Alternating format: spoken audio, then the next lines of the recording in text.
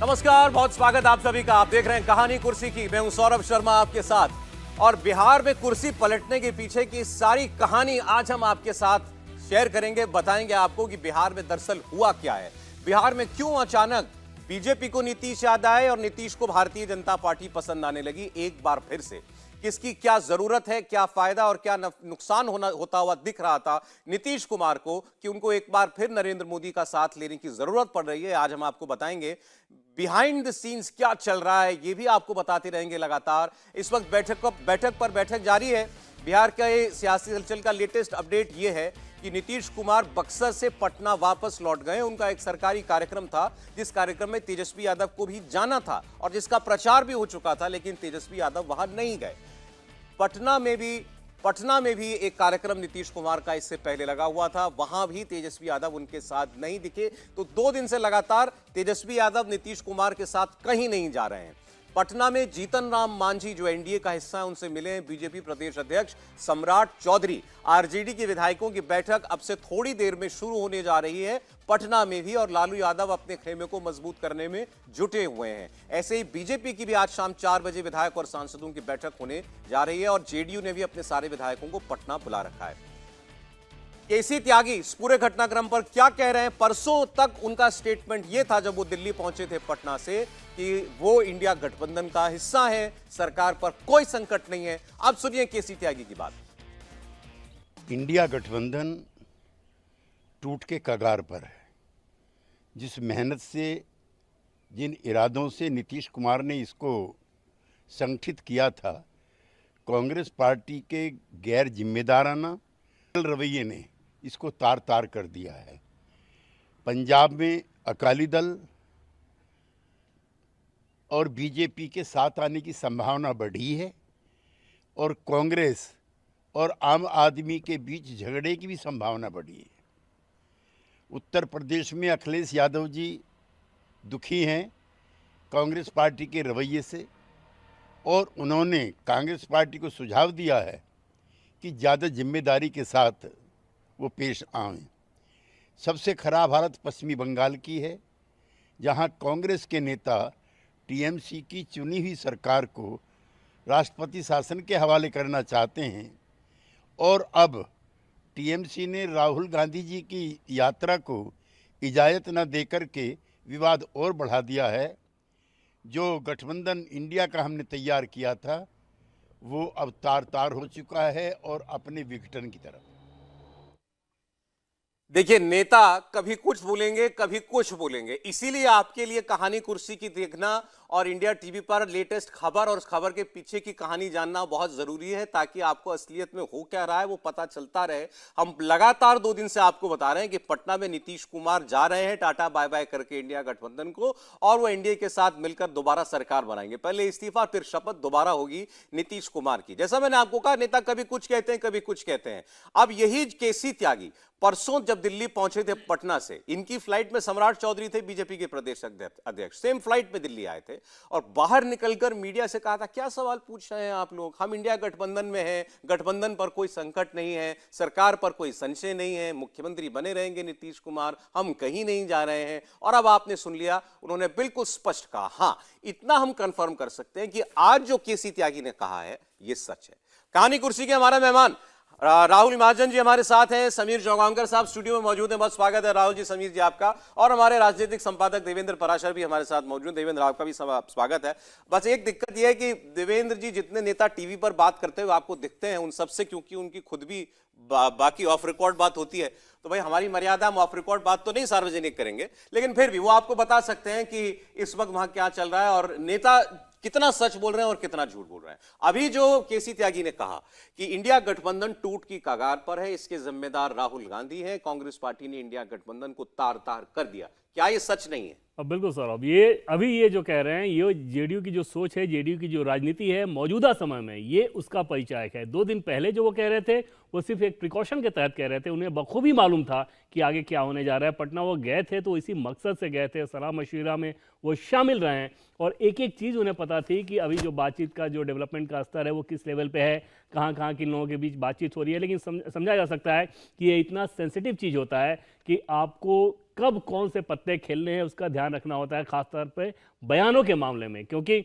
ऐसा ना हो कि आप बहुत जल्दबाजी में बोल जाएं और फिर पोजीशनिंग थोड़ी गड़बड़ हो जाए, तो उसका ध्यान नेता रखते हैं। उसी लिहाज से है अब, क्योंकि सब कुछ तय हो चुका है, तो उस लिहाज से आप देख रहे हैं कि खुल के इतना कुछ कहा जा रहा है। अगला बयान जब आप देखेंगे तो उसमें यह भी आ जाएगा कि हाँ, बीजेपी के साथ हम लोग जा रहे हैं सरकार बनाने के लिए। अब सवाल ये रह गया कि आखिर इस कगार, ये जो बात केसी त्यागी कह रहे हैं, जेडीयू खुलकर कह रही है कि महागठबंधन टूट की कगार पर, ऐसा हुआ क्या? तो इसके पीछे की कहानी ये है कि जो 13 जनवरी को एक ऑनलाइन मीटिंग हुई थी इंडिया गठबंधन की, जिसपे राहुल गांधी, सोनिया गांधी, मल्लिकार्जुन खड़गे ये शामिल हुए थे, बाकी लेफ्ट के नेता थे, स्टालिन उसके अंदर मौजूद थे। उसमें कौन नहीं थे? 3 बड़े नेता, ममता बनर्जी, इसके अलावा अखिलेश यादव उसके अंदर मौजूद नहीं थे, और नीतीश कुमार उस बैठक का हिस्सा खुद बने हुए थे, उद्धव ठाकरे उसके अंदर नहीं थे। अब उस बैठक में जहां यह तय हुआ कि इस गठबंधन के अध्यक्ष बनेंगे मल्लिकार्जुन खड़गे, और सबने उसको स्वीकार कर लिया, वहीं यह प्रस्ताव रखा गया सीताराम येचुरी की तरफ से शायद कि संयोजक के तौर पर नीतीश कुमार को यह पद लेना चाहिए। लेकिन जब यह प्रस्ताव रखा गया, उस वक्त राहुल गांधी ने यह कहा कि इस पर हमको पहले ममता बनर्जी की राय लेनी चाहिए, क्योंकि ममता बनर्जी इस बैठक में शामिल नहीं है। और यह बात बहुत बुरी तरह से चुभी नीतीश कुमार को कि राहुल गांधी उनके नाम को हरी झंडी क्यों नहीं दिखा रहे हैं। जब उनका नाम प्रस्तावित किया गया है, उस पर राहुल गांधी ने रेड फ्लैग, लाल झंडा क्यों दिखाया ममता बनर्जी के नाम का? और उनको यह भी लगता है कि इससे पहली बैठक के अंदर जब खड़गे साहब का नाम दिल्ली की बैठक में प्रधानमंत्री पद के उम्मीदवार के तौर पर ममता बनर्जी और दिल्ली के मुख्यमंत्री अरविंद केजरीवाल ने आगे बढ़ाया था, तो उसके पीछे भी कहीं ना कहीं कांग्रेस पार्टी की कोई भूमिका थी, क्योंकि वो ये जानते थे कि उनको साइडलाइन किया जा रहा है। और जब इन्होंने राहुल गांधी को देखा कि ममता बनर्जी के नाम का हवाला देकर उनके संयोजक बनने के प्रस्ताव को वो रोकना चाह रहे हैं, वहां से उनको यह समझ में आ गया कि इस गठबंधन में रहकर उनको कुछ हासिल नहीं है। ये बात तो वो देख ही रहे थे कि आगे जाकर के चुनाव के अंदर मोदी के नाम की लहर चल रही है। फिर उसके बाद उनको मालूम था कि राम मंदिर का अभी प्राण प्रतिष्ठा कार्यक्रम होना भी, और जब वो हो गया उसमें उनको बिल्कुल स्पष्ट हो गया कि देश बिल्कुल राममय है, मोदी की लहर चल रही है, और इस चुनाव में भी उनको कुछ हासिल नहीं होना, इंडिया गठबंधन में रहकर भी उनको कुछ हासिल नहीं होना है। और इंडिया गठबंधन में कांग्रेस पार्टी खास तौर पर नहीं चाहती कि उनका नाम कहीं भी उभरे, और वो एक जिसे कहते हैं लास्ट स्ट्रॉ था, ताबूत में आखिरी कील थी, जिसने नीतीश कुमार का मन पूरी तरीके से तैयार कर दिया कि अब इस गठबंधन में उनको नहीं रहना है। अगर वो नरेंद्र मोदी से लड़ नहीं सकते, अगर नरेंद्र मोदी के सामने वो गठबंधन का चेहरा नहीं बन सकते, तो इससे बेहतर यह है कि फिर वो नरेंद्र मोदी के साथ ही चले जाएं। और वही उन्होंने उसके बाद किया। पिछले 2-3 दिनों के अंदर इसकी भूमिका बनाई गई, और आपने देखा कि फिर कल से लगातार जो खबरें चल रही हैं, आरजेडी बार बार कह रही है कि इस पर संशय दूर करें आकर नीतीश कुमार कुछ नहीं कह रहे। कल तक उनकी पार्टी के नेता भी खामोश थे, आज उनके पार्टी के नेता खुलकर कहने लगे हैं कि जो हालत इंडिया गठबंधन की हुई है, इसके लिए कांग्रेस पार्टी जिम्मेदार है। अब मुझे लगता है पूरी कहानी राहुल महाजन जी हमारे सामने साफ है कि क्यों, कब क्या हुआ, नीतीश ने अगर फिर पलटी मारी है तो क्यों। देखिए, बड़ा आपने सही उसका एनालिसिस किया है कि नीतीश कुमार ने कोशिश की थी कि वो प्रधानमंत्री नरेंद्र मोदी के सामने एक कैंडिडेट के तौर पर, ऑल्टरनेटिव के तौर पर अपने आप को खड़ा करें, जो कि उनका सपना पूरा नहीं हो पाया। अब वो सपना आरजेडी के कारण नहीं पूरा हो पाया, कांग्रेस के कारण नहीं पूरा हो पाया, अब ये बातें पुरानी हो गई हैं। देखिए, कांग्रेस जो है उसने इस गठबंधन को सही तरीके से हैंडल नहीं किया। ये अगर बनना चाहिए था ये गठबंधन, तो उसको सही तरीके से हैंडल नहीं किया। यहाँ पर ज़रूरत थी, अगर देखिए कांग्रेस को अपना जो आधार है या धरातल पे जो आधार है उसे समझना पड़ेगा। अगर वो नहीं समझती है और वो घटक दलों से कोशिश करेगी कि उनकी ज़मीन खींच ले, तो ये गठबंधन वैसे भी नहीं होने वाला था। उसी की हमारे को जो असर है वो दिखाई दे रहा है बंगाल में, वही हमारे को असर दिखाई दे रहा है पंजाब में, वही असर हमें बाकी जगह पे दिखाई देगा। अब बात आती है नीतीश कुमार की। नीतीश कुमार को जब, जैसे आपने कहा कि अपना भविष्य अगर केंद्र की राजनीति में नहीं दिखाई दे रहा था, तो उन्होंने ये सही समझा कि उनको राज्य की राजनीति करनी है और वो सीएम बने रहना चाहते हैं। ऐसे में ये भी खतरे उनके सामने आ रहे थे कि किस तरह से आरजेडी जो है वो जो है कोशिश कर रही थी कि मुख्यमंत्री पद पर जो है लालू प्रसाद यादव के बेटे हैं तेजस्वी यादव, वो आ जाएं और किस तरह से नीतीश जो है बिहार की राजनीति से केंद्रीय राजनीति में चले जाएं। अब ये जो खतरा महसूस हो रहा था कि कहीं वो जेडीयू को ना तोड़ दें, उस सब खतरों से भी उनको निपटना था और उनको अपनी आगे की राजनीति भी करनी थी। ऐसे में उनके लिए बेस्ट ऑप्शन जो उनको दिखाई दिया वो ये है कि बीजेपी के साथ चले जाएं, जिसके कारण उनको लोकसभा चुनाव में तो फायदा होगा ही, साथ में अगर वो मुख्यमंत्री का पद अपना बनाए रख सकते हैं नेगोशिएशन में तो वो भी फायदा उनको रहेगा। देखिए, केसी त्यागी ने जो अभी बात की, और याद कीजिए आप हमारे इसी प्रोग्राम में कुछ दिनों पहले ये एक इंटरव्यू जो है दिया था केसी त्यागी ने, हमारे साथ लाइव थे, तब उन्होंने कहा था कि ये जो खड़गे साहब का नाम प्रस्तावित किया गया दिल्ली की बैठक के अंदर, ये छोटी छोटी चालाकियां की जो की जा रही हैं, ऐसा नहीं करना चाहिए, इससे बचना चाहिए ममता बनर्जी को और अरविंद केजरीवाल को। शब्द थे उनके कि ये चालाकियां की जा रही हैं। कांग्रेस ये मोह नहीं छोड़ पा रही है कि वो जो है इस देश में ध्रुवी एक बनी रहे ऑपोजिशन की। ये मोह जब तक कांग्रेस नहीं छोड़ेगी तब तक इस तरह का कोई भी गठबंधन काम नहीं करेगा। और जिस दिन कांग्रेस ये तय कर लेगी कि उसे ये समझ आ जाएगा कि धरातल पर उसकी स्ट्रेंथ क्या है, शायद एक ऐसा कॉम्बिनेशन बन सके जो कि बीजेपी के सामने चुनौती रहे। देखिए, लेकिन कुछ लोगों ने यह सवाल उठाया और मुझे लगा है वाजिब सवाल है समीर जी, कि अगर ये तर्क दिया जा रहा है जो केसी त्यागी अभी दे रहे हैं कि इस इंडिया गठबंधन के में टूट के लिए कांग्रेस पार्टी जिम्मेदार है, मतलब कि आपने नीतीश कुमार को उनका ड्यू नहीं दिया, सबको एक साथ लाने वाले केसी त्यागी नीतीश कुमार थे और अब आपने उन्हीं को हाशिए पर रख दिया गठबंधन के अंदर। अगर वो चाहते हैं लड़ना नरेंद्र मोदी से, तो ये क्या लॉजिक हुआ कि फिर अच्छा ठीक है आप हमको उनके सामने खड़ा नहीं कर रहे, तो उन्हीं के साथ जाकर मिल जाएंगे? देखिए ना, केसी त्यागी ने भी जो बयान दिया, जिस इंडिया गठबंधन को तिनका जोड़कर नीतीश कुमार ने तैयार किया था, उसे आखिरी में नीतीश कुमार ने ही तार कर दिया है इंडिया गठबंधन को। मुझे लगता है कि नीतीश कुमार ने जिस पर्पस से इंडिया गठबंधन की जो मुहिम शुरू की थी विपक्ष को एकजुट करने की, उसमें नीतीश कुमार का उद्देश्य बहुत स्पष्ट था कि मैं 2024 में प्रधानमंत्री नरेंद्र मोदी के सामने इंडिया गठबंधन का चेहरा बनूं, और ऐसी स्थिति अगर बनती है तो मुझे एक बार शायद प्रधानमंत्री बनने का मौका मिल जाए। जब उन्हें लगने लगा कि लगातार बैठकों के बाद पटना में बैठक हुई, बेंगलोर में हुई, बंबई में हुई, लगातार बैठक हुई, नीतीश कुमार जो चाहते थे वो रिस्पॉन्स उन्हें इंडिया गठबंधन में नहीं मिला। ममता बनर्जी ने नीतीश का नाम छोड़कर कांग्रेस अध्यक्ष मल्लिकार्जुन खड़गे का नाम प्रधानमंत्री के रूप में प्रस्तावित कर दिया। जब नीतीश कुमार का नाम संयोजक के लिए चला तो राहुल गांधी ने उसके ऊपर रोक लगा दी। मुझे लग रहा है नीतीश कुमार को समझ में आ गया था कि इंडिया गठबंधन में उनके लिए बहुत कुछ बचा हुआ नहीं है। लालू प्रसाद उन्हें बिहार में जीने नहीं दे रहे थे और इंडिया गठबंधन उन्हें दिल्ली आने दे नहीं रहा था। नीतीश कुमार फंस गए थे ना, बिहार के अंदर वो अपने आप को एस्टेब्लिश कर पा रहे थे प्रॉपरली, लालू के दबाव में कि तेजस्वी के लिए मुख्यमंत्री की कुर्सी खा ले, और दिल्ली में उन्हें कुछ बहुत ज़्यादा हासिल होता दिख नहीं रहा था। तो नीतीश कुमार ने तय कर लिया कि अब इस गठबंधन में रहने का मतलब नहीं है। और जब ममता बनर्जी ने कह दिया कि अब अलग रास्ता में अख्तियार कर रही हूँ, नीतीश को भी ये समझ में आ गया कि इस गठबंधन में रहकर अब न वो अपनी पार्टी को बचा पाएंगे, न वो जो 2019 के अंदर लोकसभा में उनका जो प्रदर्शन रहा था वो वापस हासिल कर पाएंगे। विधायकों का अलग प्रेशर था भारतीय जनता पार्टी के साथ जाने का, सांसदों का अलग नीतीश कुमार के ऊपर प्रेशर था कि आप वापस भारतीय जनता पार्टी के साथ गठबंधन में जाइए। और राम जन्मभूमि प्राण प्रतिष्ठा के बाद जिस तरीके से भारतीय जनता पार्टी का ग्राफ लगातार बढ़ रहा था, प्रधानमंत्री मोदी की लोकप्रियता जिस स्तर पर पहुंच चुकी थी, नीतीश कुमार को समझ में आ गया था कि अगर 2024 का चुनाव इस स्थिति में जो इंडिया गठबंधन इतना डावाडोल टूटा हुआ है, आपसी कोई सहमति नहीं है, सीटों का बंटवारा नहीं हो पा रहा है, लालू अलग सीटों का प्रेशर डाल रहे थे कि आपकी सीटें। मेरा सवाल यह है कि अभी केसी त्यागी ने जो बोला कि इस गठबंधन को तोड़ने के लिए, तार करने के लिए कांग्रेस जिम्मेदार है, निश्चित रूप से वो आप कांग्रेस पार्टी को दोष दे रहे हैं, लेकिन आप बिहार की सरकार से क्यों बाहर आ रहे हैं? इसका कोई जवाब अभी तक वो नहीं दे पाए। भाई दोनों अलग अलग बातें हैं। लालू यादव के साथ मिलकर के वो सरकार में है, तो अब कांग्रेस राष्ट्रीय स्तर पर क्या कर रही है, इसका बिहार की सरकार पर क्यों प्रभाव पड़ रहा है? लोग ये सवाल पूछेंगे उनसे, इसका जवाब अभी तक वो नहीं दे पा रहे। देवेंद्र सौरभ, ये जो कहा जा रहा है ये सिर्फ दिखाने के लिए कही जा रही है बात। अंदर खानी ये है कि जो पहले बताया गया था कि नीतीश कुमार को ये समझाया गया था कि आपकी कुर्सी खतरे में है, तेजस्वी यादव को मुख्यमंत्री बनाने के लिए लालू प्रसाद यादव लगातार कोशिश कर रहे हैं, और ये कई बड़े नेताओं के साथ लालू प्रसाद यादव की इस बारे में बातचीत भी हो चुकी थी कि आप लोग नीतीश को समझाइए कि वो अब कुर्सी छोड़े, तेजस्वी को सीएम बनाए। तो इसके बाद ही उन्होंने ये मन बना लिया था, और बाकी सारी चीज़ें जो आप देख रहे हैं वो सिर्फ एक कहने के लिए है कि क्योंकि आपको फेस सेविंग के लिए कुछ ना कुछ कहना है, तो ऐसी बात तो आप बहुत ज़्यादा कह नहीं सकते। बीजेपी पे तो आप कह भी दें, अपने नेताओं के उसमें मिली भगत का आरोप लगाना वो और ज़्यादा खतरनाक हो जाएगा। तो उस लिहाज से वो बचा जा रहा है। और इसकी कहानी सब तब शुरू हुई थी, ये ठीक है कि नीतीश कुमार को शुरू में यह समझाया गया कि अगर आप अपोजिशन गठबंधन में आते हैं तो प्रधानमंत्री मोदी को चुनौती दे सकते हैं। उनकी पार्टी के नेता लालन सिंह ने ही ये समझाया था, जो पार्टी के तब राष्ट्रीय अध्यक्ष हुआ करते थे। आरसीपी सिंह का उदाहरण देके, बिहार बीजेपी प्रदेश अध्यक्ष डॉक्टर संजय जायसवाल का उदाहरण देके कि वो आपको अपमानित कर रहे हैं। तो इन सारी की चीज़ों को करके उनको एक दिखाया गया सपना कि यहाँ पर अगर आप आ जाए तो बड़ा अच्छा होगा। थोड़े दिन में दूसरी बैठक के बाद आपको ध्यान होगा कि नीतीश कुमार के नाराजगी की खबर आई थी मुंबई से लौटने के बाद, तो एकदम सच खबर थी, वो बहुत क्षुब्ध होकर वहाँ से लौटे थे।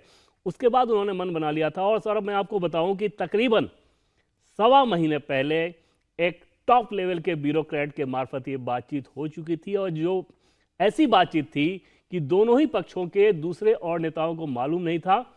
वो ब्यूरोक्रेट हैं यहाँ पे दिल्ली में, उन्होंने सीधे टॉप लेवल पे बातचीत की और बातचीत की शुरुआत वहाँ से हो गई थी। और वही कारण है जिसके चलते आपने देखा होगा, जिसके चलते सोशल मीडिया पे भी अमित शाह के बहुत सारे बयान लगातार दिखाए जा रहे हैं, ट्रोल किए जा रहे हैं कि कैसे वो कह रहे थे कि सबको बता दूं कि बीजेपी का दरवाजा बंद है।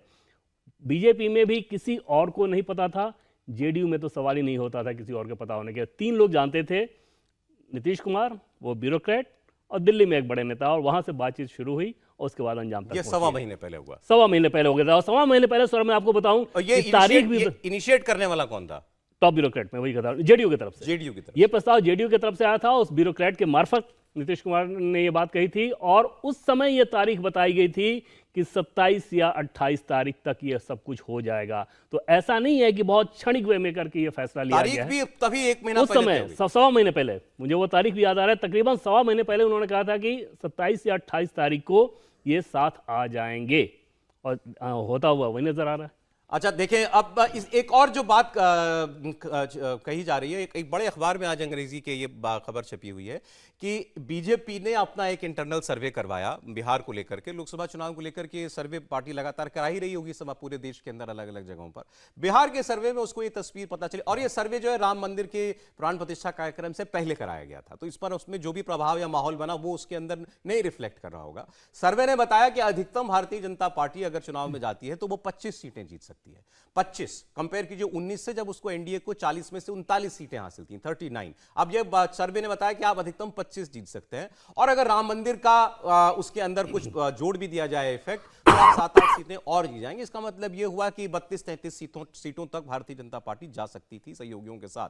तब भी वो पिछली 19 की परफॉर्मेंस से 5-6-7 सीटें पीछे रहती, और ये बात पार्टी को लगा कि ठीक नहीं है, हम किसी भी हाल में हमें पिछली परफॉर्मेंस को दोहराना है, और मुमकिन हो तो वो जो एक सीट छूट गई थी वो भी हमको इस बार 40 के 40 लेकर के हासिल करनी है। इसीलिए उनको भी ये सूट कर रहा था कि जेडीयू को साथ में लाया जाए। इस पर क्या कहना है आपका? और सर इस स्टोरी से मैं थोड़ा सहमत नहीं हूं, वो इस लिहाज से कि जब नीतीश कुमार अलग हुए थे तभी बीजेपी के टॉप लेवल तक ये सबको पता था कि इसका हमें नुकसान होने जा रहा है। ऐसा नहीं है कि उस समय कोई भ्रम था या उनके जाने को सेलिब्रेट किया गया। सरकार से हटना तो छोड़िए, बीजेपी के हर लेवल पे, चाहे दिल्ली बिहार में बात करें या दिल्ली में बात करें, ये समझ में आ रहा था कि इसका हमें नुकसान होगा। तो उसके लिए किसी सर्वे पे मोहताज होना वो बात ठीक नहीं थी। और दूसरी चीज़ ये ज़रूर थी कि बीजेपी के नेता इस बात को भी कहते थे कि हमारा जो अभी का आंकड़ा है 17, उसमें तो हम इजाफा ही कर लेंगे, यानी कि 20-21 तक तो हम चले ही जाएंगे। उसके बाद फिर देखना होगा कि आगे क्या होता है, कि गठबंधन के लोग कितने लेके आते हैं। उसकी सबसे बड़ी वजह यह है सौरभ कि बिहार के पॉलिटिक्स को समझना है तो बड़ा आसान सा फॉर्मूला है कि 3 प्रमुख दलों में से 2 दल जिधर होंगे पलड़ा उधर ही भारी रहना है। ठीक है। अब जेडीयू आरजेडी एक तरफ थी, और सिर्फ वही नहीं, कांग्रेस पार्टी, भाकपा माले, माकपा, भाकपा, इतने सारे दलों का गठजोड़ जब एक साथ हो तो उसके लिए किसी सर्वे की जरूरत नहीं थी कि सर्वे के बाद बीजेपी को पता चलेगा। नहीं, ये ठीक है, आपकी बात ठीक है। ये कहानी ये बताने की कोशिश कर रही है कि कहीं ऐसा तो नहीं कि बीजेपी ने ये साथ लाने की प्रक्रिया नीतीश कुमार को शुरू की हो, उसको अपना फायदा ज्यादा इंपॉर्टेंट दिख रहा हो। ये तो बात सब समझ रहे हैं कि दोनों को साथ आने में लाभ है, दोनों मानते हैं इस बात को। पहल किसने करी, सवाल इस बात। पहल जेडीयू ने की, ये तो एकदम यकीनी तौर पर हम लोग रिपोर्ट कर सकते हैं कि पहल ये जेडीयू की तरफ से हुई, क्योंकि बीजेपी की तरफ से तो कुछ अलगाव था ही नहीं ना, वो तो बीजेपी को छोड़ के गए थे, तो कदम उनको ही वापस लेना था, और छोड़ के इतना एक्सट्रीम जा चुके थे। और आप देख रहे थे कि लगातार नीतीश कुमार के बयान भी कैसे आ रहे थे, ललन सिंह कैसे कैसे बयान दे रहे थे, तो वहां पर तो बीजेपी की तरफ से कोशिश करने के लिए कोई विंडो था ही नहीं। बीजेपी के तो जो भी विंडो हो सकते थे बीजेपी ने तो ऑलरेडी खोल के रखे थे, और उसको वो छोड़ के जब चले गए थे तो कदम उनको ही बढ़ाना था। उधर से जब बढ़ाया गया तो इधर से रिस्पॉन्स। जो खबर अभी आपने डिस्क्लोज की है, जो दर्शकों को बताई है, सवा महीने पहले दिल्ली में एक टॉप ब्यूरोक्रेट के जरिए दोनों पार्टियों के बीच में पहले ही तार जुड़ चुका था, जिसका इनिशिएशन जेडीयू की तरफ से किया गया था। जेडीयू की पहल पर बीजेपी तक यह मैसेज पहुंचाया गया था, और यह तब बातचीत टॉप लेवल पर हो चुकी थी जेडीयू और बीजेपी में। और उसके बाद तभी यह भी निश्चित हो गया था कि 27-28 तारीख तक हमें इस चैप्टर को क्लोज कर देना है, इसको इसके अंजाम तक पहुंचा देना है। हमारे पॉलिटिकल एडिटर देवेंद्र पराशर की एक्सक्लूसिव खबर जो इस वक्त हम आपको बता रहे हैं, ये खबर आपको कहीं और देखने को नहीं मिलेगी। कहानी के इसमें पीछे कहानी है क्या, कैसे नीतीश कुमार ने दोबारा एक बार फिर बीजेपी का दरवाजा खटखटाया, किसके मार्फत खटखटाया, ये आपको देवेंद्र ने बताया। अब पटना में क्या चल रहा है, हम सीधे नीतीश चंद्र के पास चलते हैं, हमारे सहयोगी वहां से लाइव मौजूद है। अभी केसी त्यागी खुलकर के ठीकरा सब कुछ का कांग्रेस के सर फोड़ना चाह रहे हैं। उन्होंने कहा इंडिया गठबंधन को कांग्रेस पार्टी ने तार तार कर दिया है, लेकिन आरजेडी के लिए कुछ नहीं कह रहे हैं अभी भी नीतीश। जेडीयू के नेताओं का कभी अभी आपको कोई एक्सक्यूज सुनने को मिल रहा है कि हम इस गठबंधन से अलग हो रहे हैं, तो क्यों हो रहे हैं? जी हाँ, बिल्कुल। अब जेडीयू के नेता खुलकर अब कहने लगे हैं। जेडीयू के एमएलसी हैं खालिद अनवर, उन्होंने कैमरे पर इंडिया टीवी से बातचीत में कहा कि आखिर क्यों परेशान हो गए थे नीतीश कुमार, कांग्रेस के रवैये से परेशान थे।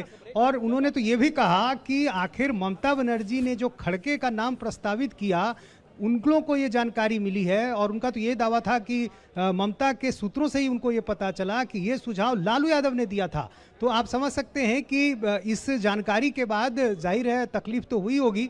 तो अब जेडीयू के नेता खुलकर कह रहे हैं कि जो को हम धक्का से परेशान थे और उन्होंने तो ये भी कहा कि आखिर ममता बनर्जी ने जो खड़गे का नाम नीतीश के पास चलेंगे हम। उनका अचानक उनकी आवाज नहीं आ रही थी, लेकिन जो बात उन्होंने बताई, जेडीयू के लोग देखिए अभी केसी त्यागी सीनियर लीडर हैं, इसके अलावा और जो बाकी विधायक हैं वो भी कांग्रेस पार्टी को जिम्मेदार बता रहे हैं और ये कह रहे हैं कि लालू यादव कहीं ना कहीं पीछे से उनकी कोई भूमिका थी। जब मल्लिकार्जुन खड़गे का नाम आगे पेशकश में रखा गया कि उनको चेहरा बना देना चाहिए गठबंधन का, नीतीश कुमार सोचते थे कि यह भूमिका उनकी रहेगी और इसमें लालू उनका साथ देंगे। कांग्रेस पार्टी भी कहीं ना कहीं उनको बैक करेगी क्योंकि वो सब दलों को एक साथ लाने वाले थे। लेकिन जब उन्होंने ऐसा इसके उलट होते देखा तो उनका मन जो है वो खट्टा हो गया। अब लालू यादव उनकी पार्टी भी तोड़ रहे थे, लालू यादव अपने बेटे को सीएम भी बनाना चाहते थे और नीतीश को दिल्ली भी नहीं भेजना चाह रहे थे। तो नीतीश कुमार को ये लगा कि भाई ना घर का ना घाट का, मुझे ये लोग कहीं का नहीं छोड़ेंगे। अभी तक तो यही कहानी लग रही है। देखिए, मुझे लगता है कि बहुत सारा संशय सभी पार्टियों में था। कांग्रेस में भी ये कोई कम संशय नहीं था कि ये गठबंधन काम करेगा कि नहीं करेगा। अगर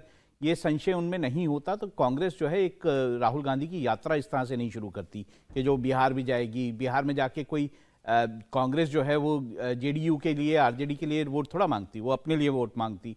इसी तरह से जब वो ममता बनर्जी के पश्चिम बंगाल में जाएगी तब भी वो अपने लिए वोट मांगेंगे।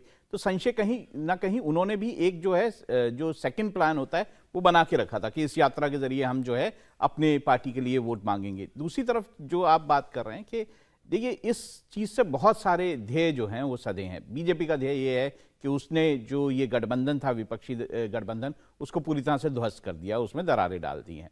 दूसरी तरफ जो बाकी जो जैसे ममता बनर्जी हैं या फिर कांग्रेस हैं, उनका एक तरह से एक चीज़ और सध गई है कि भाई नीतीश कुमार जो हैं वो कहीं ना कहीं विपक्ष के सारे गठबंधन की धुरी ना बन जाएं, वो कहीं विपक्षी दलों को साथ लेके अपने आप को प्रधानमंत्री प्रोजेक्ट ना कर दें। और क्योंकि अभी अगर वो प्रोजेक्ट करते प्रधानमंत्री तो चाहे अभी कुछ ना होता इन चुनावों में, लेकिन आगे चल के जो अगले विधानसभा लोकसभा चुनाव होते कुछ ना कुछ वहां पे बनता हुआ भी दिखाई देता।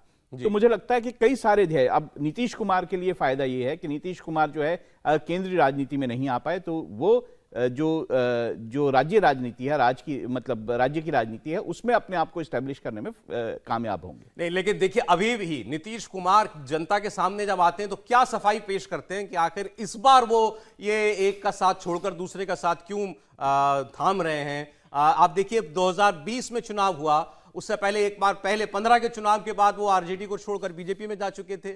जब बीजेपी के साथ मिलकर चुनाव लड़ा तो आरजेडी में चले गए और फिर अब बीजेपी के साथ आ रहे हैं। पिछली बार भी उन्होंने यही कहानी बताई थी, ये बीजेपी वाले हमको खत्म करना चाहते थे, हमारी पार्टी को तोड़ना चाहते थे और हम इसलिए अलग हो रहे हैं। अब वो आकर के यही आरोप लालू यादव के ऊपर भी लगाएंगे दोबारा, तो उनको जनता को कुछ ना कुछ तो स्पष्टीकरण देना पड़ेगा। इसलिए नीतीश कुमार के सामने आकर के वो क्या कहते हैं ये जानना बड़ा इंपॉर्टेंट है।